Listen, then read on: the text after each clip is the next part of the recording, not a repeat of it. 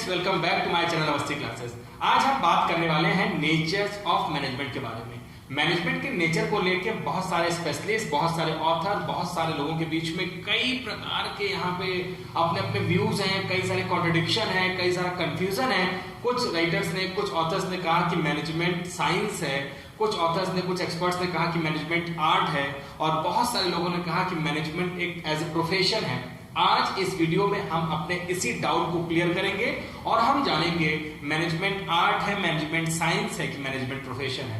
फिलहाल बोर्ड में लिखा हुआ कंसेप्ट नेचर ऑफ मैनेजमेंट में हमने फिलहाल दो यहाँ पे कंसेप्ट को लिया है, management as a science and management as an art. Management as a profession हम उसको सेपरेट अपने नेक्स्ट स्टेप में देखेंगे।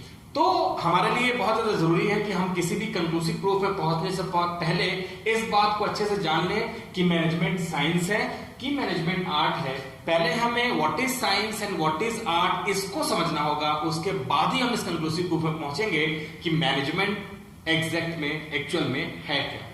सबसे पहले स्टार्ट करते हैं मैनेजमेंट एज अ साइंस। पहले हम साइंस जानेंगे। अभी आप मैनेजमेंट को थोड़ा देर के लिए अपने दिमाग से निकाल दीजिए। ये मानिए कि अभी हम साइंस के बारे में जान रहे हैं, और साइंस की एक कंक्लूसिव डिफिनेशन मैंने आपको यहाँ पे लिख के दिखाई है, a systematic and organised body of knowledge based on logically observe finding facts and event. आइए अब डेफिनेशन को हम स्टेप वाइज पढ़ते हैं। A systematic and organised body of knowledge. Science में हम जो भी एक्सपेरिमेंट करते हैं वो वेल सिस्टमेटिक वे में, वेल ऑर्गेनाइज्ड होते हैं, उनके पीछे लॉजिकल ऑब्जर्वेशन होते हैं, फाइंडिंग्स होते हैं, फैक्ट्स होते हैं। तो वही हमने लिखा है, नॉलेज बेस्ड ऑन, जो भी नॉलेज हम वहां से गेन करते हैं साइंस में से, वो बेस्ड होता है logically observe finding facts and event का। यहां पर इंपॉर्टेंट लाइन आप देख रहे होंगे, लॉजिकली ऑब्जर्व्ड। लॉजिकली ऑब्जर्व का मतलब हमें समझना होगा, लॉजिकली ऑब्जर्व का मतलब होता है जहां पर हम किसी भी चीज का लॉजिक में आंसर दे पाए, कोई ना कोई रिलेशन डेवलप कर पाए कॉजेज और इफेक्ट में। अगर मैं कुछ इस तरीके से कहूं कि मुझे बहुत ज्यादा गर्मी लग रही है क्योंकि मई और जून का मंथ जो है आने वाला है, टेम्परेचर बहुत हाई हो रहा है, तो डेफिनेटली इसके कॉन्सिक्वेंसेज ये होंगे कि मुझे स्वेटिंग ज्यादा होगी, मुझे ज्यादा गर्मी लगेगी, मुझे ज्यादा एसी, कूलर और फैन की जरूरत पड़ेगी। तो डेफिनेटली हम ये बोल सकते हैं कि हमने एक लॉजिक, एक रिलेशन डेवलप किया है, और फाइंडिंग फैक्ट्स के बेसिस पर हमने एक रिलेशन डेवलप करने की कोशिश की है, जिसमें हमने लॉजिकल बात कही कि due to high temperature sweating ज्यादा हो रही है, मुझे गर्मी ज्यादा लग रही है। तो यहां पर हम ठीक इसी नॉलेज को सिस्टमेटिक एंड ऑर्गेनाइज फॉर्म में पढ़ते हैं, तो उसे हम कहते हैं कि हम साइंस की बात कर रहे हैं। एक लाइन अगर और पढ़ें, साइंस में creates the causes and effects relation. मैंने आपसे कहा साइंस वो है जिसमें कारण और परिणाम, कॉजेज एंड इफेक्ट का रिलेशन हम डेवलप कर सके। ऐसा इसलिए होता है क्योंकि ऐसा है, मुझे स्वेटिंग ज्यादा इसलिए होती है क्योंकि ज्यादा टेम्परेचर हाई हो गया है, तो डेफिनेटली ये हमारे कॉजेज एंड इफेक्ट के रिलेशन को कोरिलेट करता है, डेवलप करता है, तो ये कहलाता है साइंस। फिलहाल हम लोगों के मैनेजमेंट को साइंस समझने के लिए इतना ही काफी है कि हम इस चीज को साइंस समझ सके। तो अब आइए जानते हैं कि साइंस में कौन कौन से एलिमेंट होते हैं जो हमारे मैनेजमेंट से रिलेट होते हैं। मैंने पहला पॉइंट लिखा है सिस्टमेटिक बॉडी ऑफ नॉलेज। इस पॉइंट में हमें यह देखना है, हमने तो साइंस समझ लिया कि साइंस क्या होता है, लेकिन अब हमें यह देखना है कि मैनेजमेंट साइंस है कि नहीं है। तो पहला पॉइंट हमने लिया है सिस्टमेटिक बॉडी ऑफ नॉलेज। जैसे अगर हम बात करते हैं कि हम हाइड्रोजन के 2 मॉलिक्यूल और ऑक्सीजन का 1 मॉलिक्यूल मिला देते हैं, तो हमारे पास बन के निकल आता है H2O, मतलब हम वाटर का फॉर्मेशन कर लेते हैं। ये एक सिस्टमेटिक एंड ऑर्गेनाइज्ड फॉर्म है जिसे हम अपने बिहेवियर से चेंज नहीं कर सकते।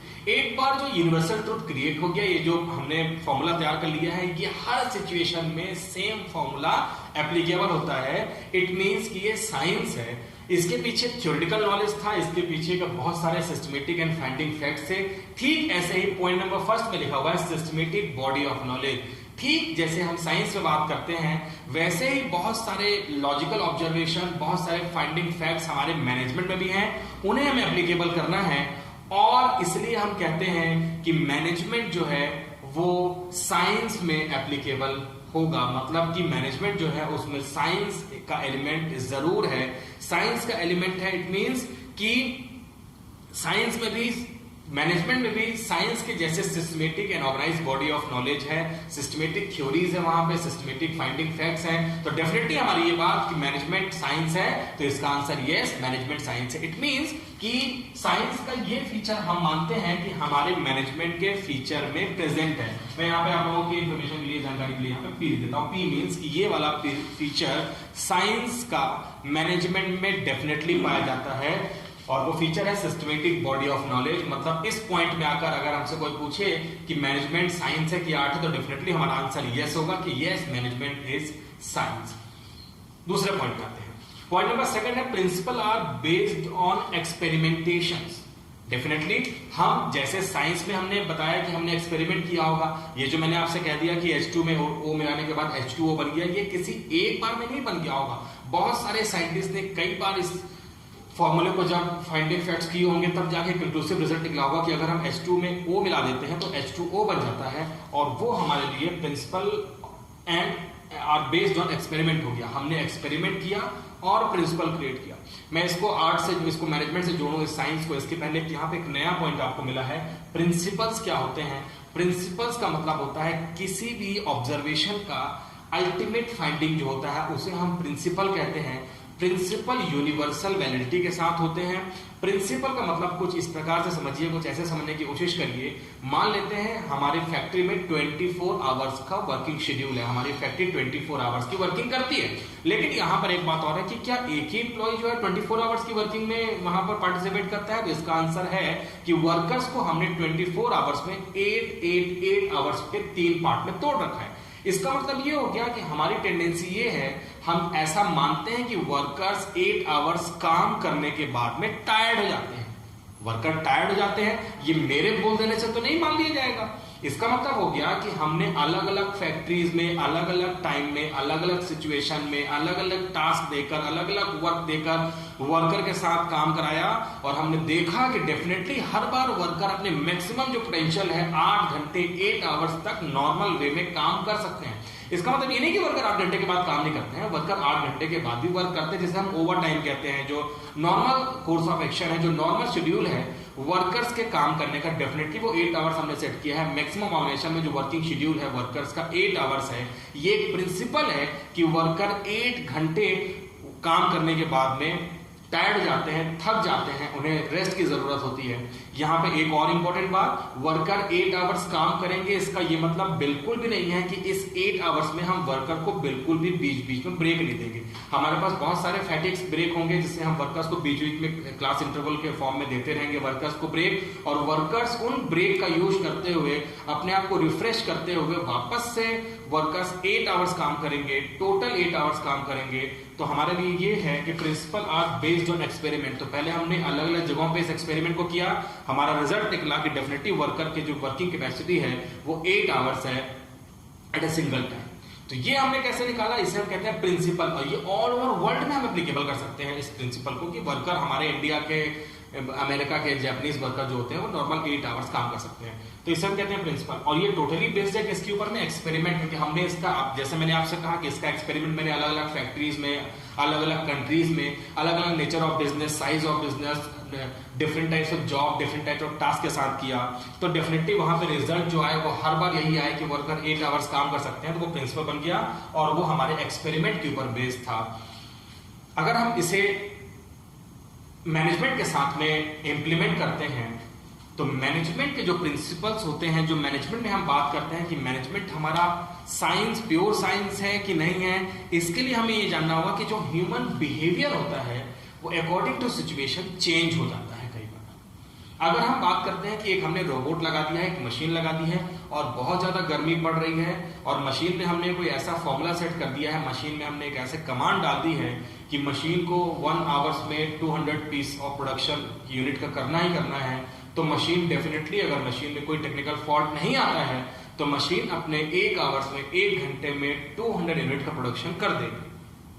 लेकिन वर्कर्स के साथ में ये कंसिस्टेंसी कई बार एप्लीकेबल होती है तो कई बार एप्लीकेबल नहीं होती है। मान लेते हैं ज्यादा वार्म एरिया हो गया, ज्यादा गर्मी पड़ रही है, वर्कर्स बार बार जो है स्वेटिंग अपनी पहुंच रहे हैं, इस वजह से वर्कर्स की कंसिस्टेंसी में कमी आ सकती है, और वर्कर्स रेगुलरली इस 200 यूनिट को हर घंटे में नहीं बना सकते हैं। वर्कर के ऊपर में डिमिनिशिंग लो एप्लीकेबल हो जाता है, जिससे वर्कर की जो काम करने की पोटेंशियल कैपेसिटी है वो hour by hour, time by time कम होती जाती है। लेकिन ये फीचर जो है वो साइंस में नहीं है। मैंने आपसे कहा अगर हम मशीन के साथ काम करेंगे तो मशीन, कहते हैं ना कि मशीन काम करते करते गर्म जरूर हो गई, थोड़ा सा उसके पार्ट जो है वो लगातार चलने की वजह से गर्म हो रहे हैं, लेकिन मशीन कंसिस्टेंसी के साथ वर्क कर रही थी। यही कंसिस्टेंसी हमारे ह्यूमन एलिमेंट में नहीं पाई जाती है। वर्कर काम करते करते लगातार थकते जाते हैं, उनके काम करने की जो कैपेसिटी है वो कम होती जाती है, और हम वर्कर्स के माइंड को भी एक्यूरेटली प्रिडिक्ट नहीं कर सकते। जिस फॉर्म में वर्कर कल आया था काम करने, हो सकता है आप उसी फॉर्म में आज नहीं आया हो। कल वर्कर आया था, बहुत खुश था, बहुत अच्छे एटमॉस्फेयर में आया था, वो बहुत अच्छे हेल्दी वे में कल चीजों को सोच के आया था। हो सकता है आज उसके घर में झगड़ा हो गया हो, जिसकी वजह से आज वो थोड़ा फ्रस्ट्रेट होकर आया है। आज फ्रस्ट्रेट होकर आया है, किसी बात को लेकर अपने दिमाग पर रखा हुआ है, जिसकी वजह से काम में वो कंसिस्टेंसी नहीं मेंटेन कर पा रहा है, कई बार चीजों को तोड़फोड़ कर रहा है, कई बार चीजों को नीचे गिरा रहा है। इसका मतलब ये हो गया कि मैनेजमेंट में साइंस एप्लीकेबल है। पॉइंट नंबर सेकंड को रिलेट करते हुए principle are based on experiment में यहां पे इस बात से टोटली एग्री नहीं करता हूं कि टोटली जो मैनेजमेंट है वो ही साइंस है।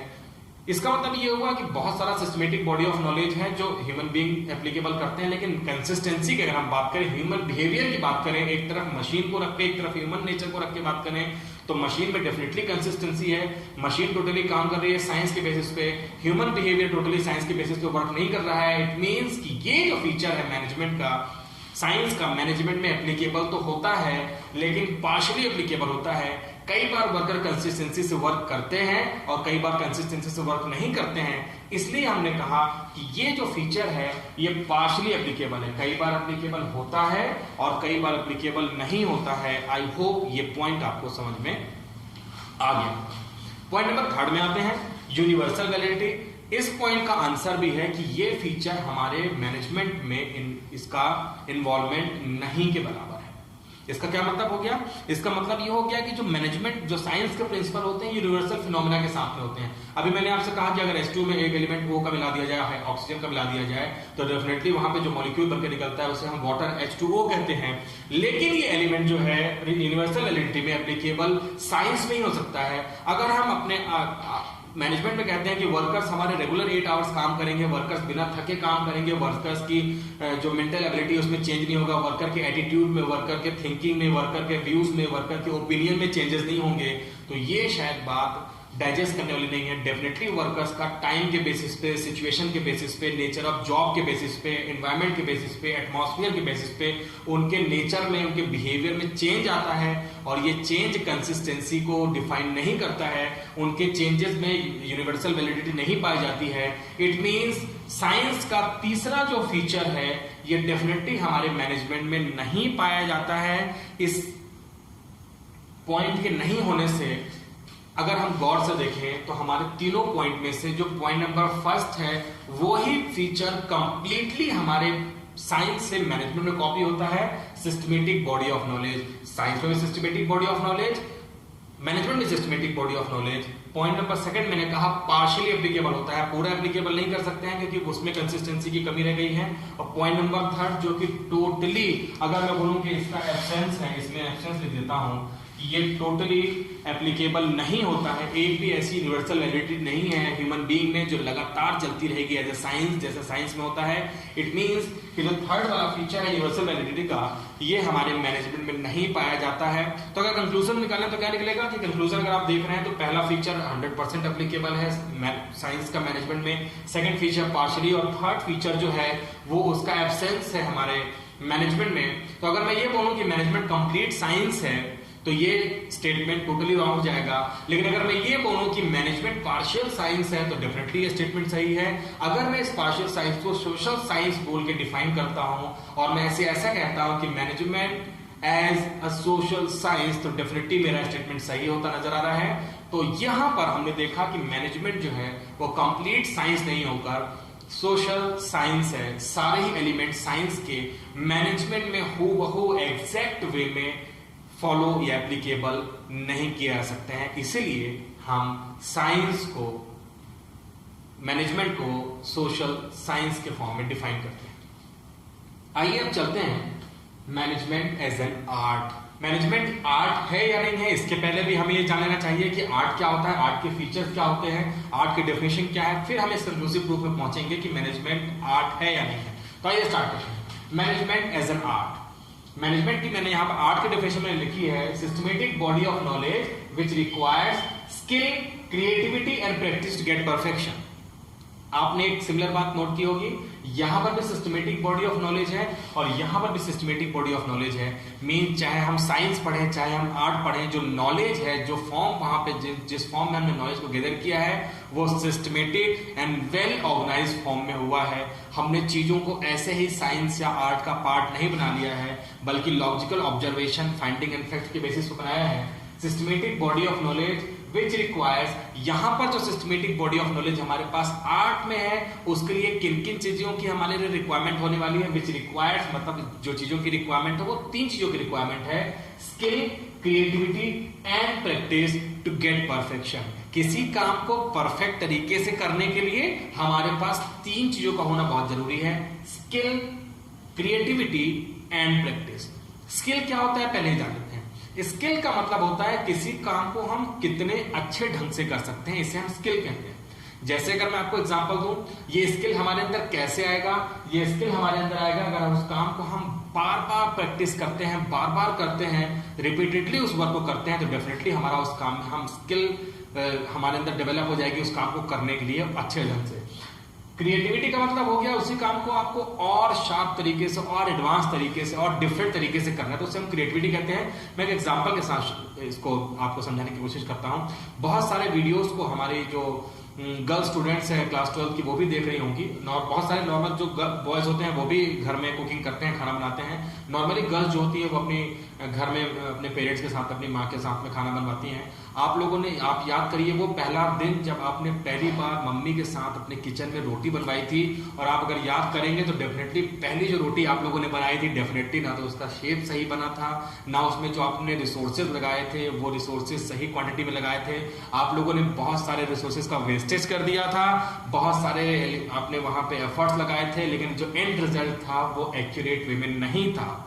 जो रोटी का शेप था वो थोड़ा सा बेढंगा हो गया था। आप लोगों ने डेफिनेटली उसे किसी ना किसी कंट्री से कंपेयर किया होगा कि इस कंट्री का मैप बन गया, इस कंट्री का मैप बन गया। जी हाँ, ऐसा सबके साथ में होता है। आपने बहुत सारा रिसोर्सेज वहां पे चारों तरफ फैला दिया था, बहुत सारा आटा हमारे चारों तरफ फैल गया था। इट मीन्स, लेकिन आपने उसी काम को बार बार रिपीटेडली किया, कई बार किया, ऐसा नहीं मैं कहता कि पहली बार के बाद आपने दूसरी बार किया तो आपसे बनने लगा। आपने उसको रिपीटेडली कई बार किया और डेफिनेटली आपके साथ में चीजें एग्जैक्ट एप्रोप्रिएट फॉर्म में होने लगी। अब आप भी बहुत जल्द बिना टाइम वेस्ट किए, बिना रिसोर्सेज का वेस्ट किए, utilisation of resources proper form में करके आपने कंप्लीट शेप की रोटी बनाना सीख ली है।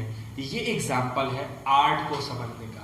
अब आप सिर्फ रोटी ही नहीं बनाते हैं, अब आप रोटी को अपनी ओन क्रिएटिविटी के साथ में डिफरेंट रोटीज बनाते हैं। कभी आप उसमें कुछ नया एलिमेंट ऐड करके बनाते हैं, कभी उसमें कुछ स्टफिंग करके रोटी बनाते हैं। ये आपकी खुद की क्रिएटिविटी है। इसमें लिखा हुआ है क्रिएटिविटी। आप स्किलफुल हो गए हैं और आपने तब किया जब आप उस काम को प्रैक्टिस करते रह गए, लगातार करते रह गए, और आज आपके पास में ये वाला पॉइंट एप्लीकेबल होता है कि आप उस पर्टिकुलर फील्ड के परफेक्ट हो चुके हैं, परफेक्शन आपके अंदर आ चुका है। इट मीन्स कि मैनेजमेंट आर्ट में भी जो ये चीजें हैं यही आर्ट है।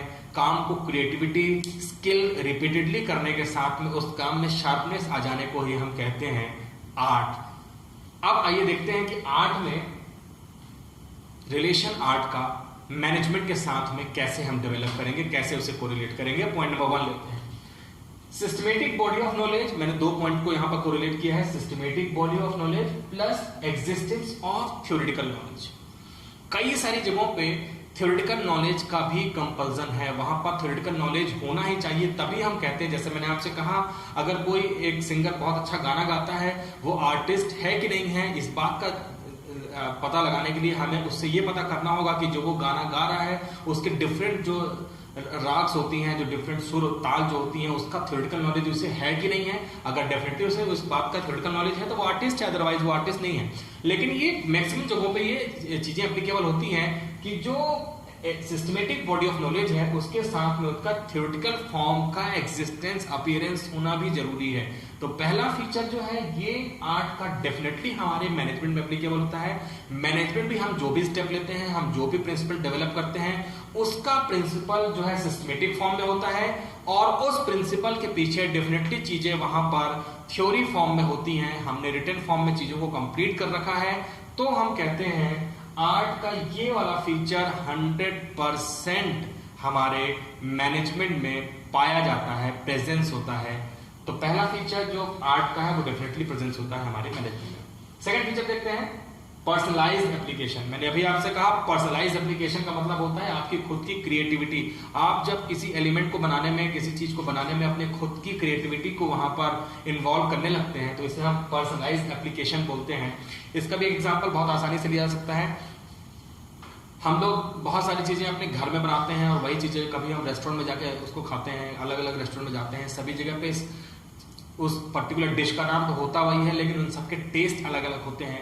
हर किसी ने अपनी खुद की क्रिएटिविटी, अपनी पर्सनलाइज्ड अपीयरेंस को वहां पे डाल के चीजों को किया होता है। सेम प्रोडक्ट अगर मैं बात करता हूं, सेम प्रोडक्ट अगर मैं लेता हूं, हालांकि मेरे पास दोनों प्रोडक्ट सेम कंपनी के हैं, अगर मैं मार्कर की बात करता हूं तो अलग अलग कंपनीज मार्कर बनाती हैं, लेकिन अगर आप गौर से देखेंगे तो मार्कर का जो शेप होता है या कलर कॉम्बिनेशन होता है वो हल्का डिफरेंट होता है। जो मार्कर के बाहर के जो रैपर्स होते हैं या ये सब चीजें पैकिंग होती है, ये सब अपनी खुद सारे जो मैन्युफैक्चरर होते हैं वो अपनी ओन क्रिएटिविटी के साथ और अट्रैक्टिव वे में बनाने के लिए अपनी पर्सनलाइज्ड अपीयरेंस को वहां पे एप्लीकेबल करते हैं। और ये फीचर मैनेजमेंट में भी है, साइंस के साथ मैनेजमेंट में भी है। हम जब चीजों को, मैंने आपको बता दिया है कि जब हम चीजों की मैन्युफैक्चरिंग करते हैं या सर्विस को प्रोवाइड करते हैं तो बेटर वे में करने के लिए अपनी पर्सनलाइज्ड एप्लीकेशन वहां पे एप्लीकेबल कर देते हैं। Definitely second feature of art हमारे मैनेजमेंट में 100% पाया जाता है, प्रेजेंस 100% की है। पॉइंट नंबर 3 पे आते हैं, based on practice and creativity. अगर आपने इस डेफिनेशन को अच्छे से समझ लिया था ना, तो शायद आप इन तीनों पॉइंट को समझ पाएंगे। तीसरा पॉइंट भी इससे रिलेटेड है, based on practice and creativity.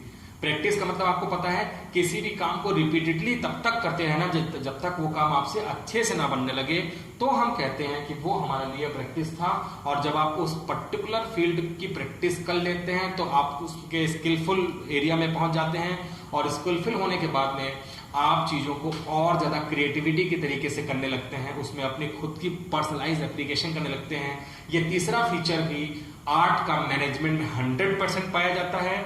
It means कि मैनेजमेंट पार्शियल साइंस है, सोशल साइंस है, लेकिन मैनेजमेंट फुल ऑफ आर्ट है। अगर मैं ऐसा बोलूं तो शायद ये गलत नहीं होगा, क्योंकि आर्ट के तीनों ही फीचर हमारे मैनेजमेंट में एप्लीकेबल हो रहे हैं। जबकि आपने देखा कि साइंस का पहला feature complete, second feature partial और थर्ड फीचर बिल्कुल भी एप्लीकेबल नहीं हो रहा था मैनेजमेंट में। तो इट मींस कि management science as well as art दोनों है। ये अगर मैं स्टेटमेंट लास्ट में कहूं तो शायद गलत नहीं होगा। आइए अब देखते हैं management as a profession. Management profession है कि नहीं है, इसे हम देखते हैं। प्रोफेशन क्या है, प्रोफेशन में हम किन चीजों को करते हैं, प्रोफेशनल्स क्या होते हैं, उसमें ऑक्यूपेशन क्या होता है। ऑक्यूपेशन क्या होता है ये जानते हैं। ऑक्यूपेशन का मतलब होता है specialised knowledge and training in which entry is restricted. हमें यहाँ पर भी सेम काम करना है, यहाँ पर भी हमें स्पेशलाइज्ड एंड सिस्टमेटिक नॉलेज लेना है एंड ट्रेनिंग लेनी है। पहले हम नॉलेज को गेन करते हैं, उसके बाद हम उसमें ट्रेनिंग करते हैं, और इस फील्ड में एंट्री हो जाती है रिस्ट्रिक्टेड। हमें देखना है कि मैनेजमेंट में प्रोफेशन से रिलेटेड सारे एलिमेंट हैं कि नहीं है, इसलिए हम इस चीज को यहाँ पर पढ़ रहे हैं। तो यहाँ पर लिखा हुआ है ऑक्यूपेशन में या प्रोफेशनल की डेफिनेशन अगर हम देखें कि उनके साथ में स्पेशलाइज्ड नॉलेज होता है, उनको ट्रेनिंग की जरूरत पड़ती है, टाइम पे या स्टार्टिंग में ट्रेनिंग की जरूरत पड़ती है, और यहाँ पर हर कोई उस प्रोफेशन का पार्ट नहीं बन सकता है क्योंकि एंट्री यहाँ पर रिस्ट्रिक्टेड होती है। इट मीन्स कि अगर मैं बात करता हूं कि एक पर्सन मैनेजर है तो उसके रिलेटिव्स या उसका बेटा भी मैनेजर होगा, इस बात के चांसेस यहाँ पर हम ये कहते हैं कि 100% है, तो ये बिल्कुल भी सही नहीं है। बेटा मैनेजर तभी बन पाएगा जब बेटे ने मैनेजर बनने के लिए सारी क्वालिफिकेशन, सारी स्पेशलाइज्ड नॉलेज, ट्रेनिंग वहां पर ली है, तभी वो बन सकता है। मैं आपको यहाँ पर, आप लोगों ने सबने एक थोड़े दिनों पहले एक मूवी आई थी सुपर 30, उस मूवी को आप लोगों ने देखा होगा। वहां पर ऋतिक रोशन एक बिहार के IIT टीचर जो कोचिंग प्रोवाइड करते हैं सुपर 30 की, उनकी वहाँ पे रोल प्ले कर रहे थे। और उसमें एक डायलॉग है, उस डायलॉग को मैं यहाँ पे रिपीट करूंगा, आपको ये बहुत जल्दी क्लिक हो जाएगी। उसमें एक डायलॉग है कि राजा का बेटा ही राजा नहीं बनेगा। ये कंसेप्ट ट्रेडिशनल था, मॉडर्न कंसेप्ट में हम इन चीजों को हटाते हैं। पहले क्या होता था, जो राजा था राजा का बेटा ही राजा बन जाता था, ये कंटिन्यू फॉर्म में चलता रहता था। लेकिन अब मैनेजर या मैनेजर का बेटा ही मैनेजर तभी बनेगा जब वो स्पेशलाइज्ड नॉलेज ट्रेनिंग लेके करेगा, जो उसके लिए ऑथेंटिक जो क्वालिफिकेशन की डिग्री होगी, अगर वो उन्हें ले लेता है तो डेफिनेटली वो मैनेजर बन सकता है। अदरवाइज मैनेजर वो ही बनेगा जो इन सब चीजों को गेन करेगा। तो यहाँ पर मैनेजमेंट एज ए प्रोफेशन है, इसको समझने के लिए हम पॉइंट नंबर 1 में चलते हैं, जो कि है well defined body of knowledge. Profession में हमने पढ़ा कि जो भी हम वहाँ पे स्पेशलाइज्ड नॉलेज ले रहे हैं वो वेल डिफाइन है, उसका थ्योरी फॉर्म में, उसका सिस्टमेटिक फॉर्म में, उसका सीक्वेंस के फॉर्म में होना बहुत ज़्यादा जरूरी है। ये फीचर प्रोफेशन में भी है, और यही फीचर अगर आप देखेंगे तो ये सेम फीचर हमारे मैनेजमेंट में भी है। डिफरेंट हमारे पास मैनेजमेंट की बुक्स हैं जिसमें कैसे हमारे लिए डिफरेंट टाइप की थ्योरी, स्ट्रेटजी, कंसेप्ट लिखा हुआ है, वो सब वेल डिफाइन है, थ्योरेटिकल फॉर्म में है, सिस्टमेटिक फॉर्म में है। तो जो पहला फीचर है, कितनी आसानी से आपको समझ में आ गया कि मैनेजमेंट एज ए प्रोफेशन है कि नहीं है। तो definitely management as a profession है, क्योंकि प्रोफेशन का पहला जो फीचर है वो हमारे मैनेजमेंट के फीचर से टोटली मैच करता है। तो हम बोलेंगे कि हमारा मैनेजमेंट प्रोफेशन वे में हम इसको कुछ हद तक सही मानते हैं। पॉइंट नंबर 2 देखते हैं, लिखा है एंट्री रिस्ट्रिक्टेड है। अभी मैंने आपको बताया कि मैनेजर का बेटा ही मैनेजर बनेगा, इस बात के चांसेस कम हो जाते हैं अगर वहां पे हम पूरे जो उसके सीक्वेंस है उसको फॉलो करते हैं। लेकिन यहाँ पर अगर आप देखेंगे तो एंट्री रिस्ट्रिक्टेड है। अगर किसी कोई डॉक्टर है, इट मीन्स कि डॉक्टर बनने के लिए उसने जो MBBS की डिग्री होती है या जो भी मेडिकल जो एजुकेशन क्वालिफिकेशन कंपलसरी है वो लेने के बाद ही वो डॉक्टर बन सकता है। लेकिन एक मैनेजर बनने के लिए ऐसी कोई भी क्वालिफिकेशन अभी हमारे इंडिया में या वर्ल्ड में ऐसी कोई कंपल्सन नहीं है कि मैनेजर बनने के लिए एक पर्टिकुलर क्वालिफिकेशन लेने के बाद ही मैनेजर बन सकता है। बहुत सारे कोर्सेज हैं जिसमें हम मैनेजमेंट की बात करते हैं, जैसे MBA हो गया, master of business administration, BBA हो गया। इनको करने के बाद में मैनेजमेंट के बहुत सारे जो कंसेप्ट होते हैं उसे हम समझते हैं और फिर हम मैनेजर बनते हैं। लेकिन ये हमारे लिए कंपलसरी नहीं है कि मैनेजर बनने के लिए हमें उस पर्टिकुलर कोर्स ऑफ डिग्री को लेना ही पड़ेगा। बहुत सारे लोग ऐसे भी हैं जो बिना डिग्री कोर्स किए, बिना एजुकेशन क्वालिफिकेशन किए अच्छे मैनेजर हैं, चीजों को सही एंड वेल वे में मैनेज कर रहे हैं। इट मींस कि जो पॉइंट नंबर 2 है रिस्ट्रिक्टेड एंट्री, ये प्रोफेशन में तो है लेकिन हमारे मैनेजमेंट में मैनेजर बनने के लिए एंट्री रिस्ट्रिक्टेड नहीं है। कोई भी पर्सन अपनी खुद की क्रिएटिविटी, अपने खुद की पोटेंशियल के बेसिस पे बिना उस क्वालिफिकेशन को किए ही मैनेजर यहाँ पर बन सकता है। सेकंड पॉइंट, हमारे प्रोफेशन का मैनेजमेंट में एप्लीकेबल नहीं होता है, ये प्रेजेंट मैनेजमेंट में नहीं पाया जाता है। पॉइंट नंबर 3 है प्रेजेंस ऑफ प्रोफेशनल एसोसिएशन। ये पॉइंट एप्लीकेबल होता है जब हम किसी प्रोफेशन में आ गए। अगर मैं प्रोफेशनल हूं, अगर चार्टर्ड अकाउंटेंट हो गया, कंपनी सेक्रेटरी हो गया, CMA हो गया, डॉक्टर हो गया, लॉयर हो गया, ये सारे ही किसी ना किसी प्रोफेशनल एसोसिएशन से जुड़े हुए हैं। ICAI, ICSC और मेडिकल काउंसिल ऑफ इंडिया जो MBA होता है, जो MBBS होते हैं उसके लिए मेडिकल काउंसिल ऑफ इंडिया होता है, बार काउंसिल ऑफ इंडिया होता है डॉक्टर एडवोकेट बनने के लिए, वकील बनने के लिए। तो वहां पर सारे जो प्रोफेशनल एसोसिएशन है उनसे रजिस्टर्ड होने के बाद ही हम प्रोफेशनल बन सकते हैं। लेकिन मैनेजर बनने के लिए अभी फिलहाल ऐसा कोई भी एसोसिएशन नहीं है, प्रोफेशनल एसोसिएशन नहीं है जिसमें इन्वॉल्व, जिसमें रजिस्ट्रेशन कराने के बाद, जिसमें अपना नाम रजिस्टर कराने के बाद ही हम मैनेजर बन सकते हैं। मैनेजर हम अपने खुद की पोटेंशियल कैपेसिटी की वजह से बन सकते हैं। फ्यूचर में डेफिनेटली ऐसा होगा, इस फीचर को हो सकता है फ्यूचर में बहुत सारे कंट्रीज एप्लीकेबल करें कि मैनेजर बनने के लिए कोई प्रोफेशनल, कोई कॉर्पोरेट बॉडी हो जहां से रजिस्ट्रेशन के बाद ही आप मैनेजर बन सकते हैं। फिलहाल ये फीचर भी हमारे प्रोफेशन का मैनेजमेंट में नहीं पाया जाता है। कोई प्रोफेशनल एसोसिएशन अभी इंडिया में ऐसा कंप्लीट वे में नहीं वर्क कर रहा है जिसमें रजिस्ट्रेशन कराने के बाद ही आप मैनेजर बन सकते हैं। तो फिलहाल ये प्रोफेशन का पॉइंट हमारे मैनेजमेंट में नहीं पाया जाता है। नेक्स्ट पॉइंट है existence of ethical code. Existence of ethical code का मतलब हो रहा है जिसमें हम सारे प्रोफेशनल को बाइंड कर लेते हैं। प्रोफेशनल जो जितने भी होते हैं उनको हम इस पर्टिकुलर फील्ड में बाइंड कर लेते हैं। मैं इसका एग्जांपल आपको देकर समझाता हूं। एक डॉक्टर का काम है पेशेंट को ठीक करना।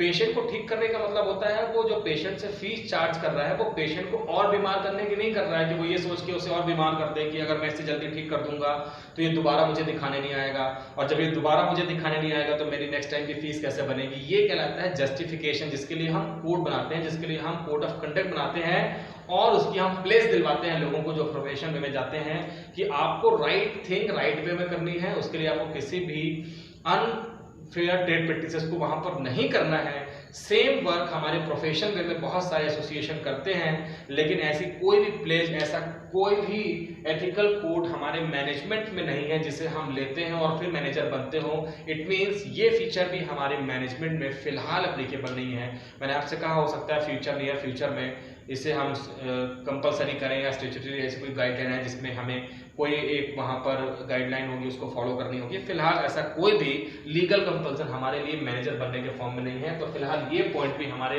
प्रोफेशन से मैनेजमेंट में आता हुआ नजर नहीं आ रहा है। लास्ट पॉइंट है सर्विस मोटिव। सर्विस मोटिव का मतलब हो गया कि जितने भी प्रोफेशनल्स होते हैं वो सिर्फ सर्विसेज को ही रेंडर्ड करते हैं, वो किसी टेंजिबल थिंग को वहाँ पे प्रोवाइड नहीं करते हैं। अगर आप किसी डॉक्टर के पास जाते हैं, आप किसी लॉयर के पास जाते हैं, आप किसी चार्टर्ड अकाउंटेंट के पास जाते हैं, तो वो डेफिनेटली हमें सिर्फ सर्विसेज या एडवाइस देता है। सेम काम हमारे मैनेजमेंट में तो होता है, लेकिन मैनेजमेंट में हम सिर्फ सर्विस मोटिव कंसेप्ट को ध्यान लेके नहीं चलते हैं। हमारा बिजनेस करते हैं और बिजनेस में हम मैनेजमेंट को एप्लीकेबल करते हैं। बिजनेस में हमारा मेन मोटिव प्रॉफिट मैक्सिमाइजेशन तो होता ही है, लेकिन प्रॉफिट मैक्सिमाइजेशन के साथ में हमें सोशल वेलफेयर, कल्चरल एक्टिविटीज में भी इन्वॉल्वमेंट होना पड़ता है। हमें बहुत सारे एक्टिविटीज को फॉलो करना पड़ता है, जिसकी वजह से हम सर्विस मोटिव के साथ में और भी बहुत सारी चीजों करते हैं। मैं एक लाइन पढ़ता हूं कि nowadays profit maximisation can not be the sole goal of any enterprises. To survive in the market for the longer period of time, a businessman must give due importance to social objective along with economical objectives. तो आपने देखा कि social के साथ में economical objective को भी पूरा करना पड़ता है।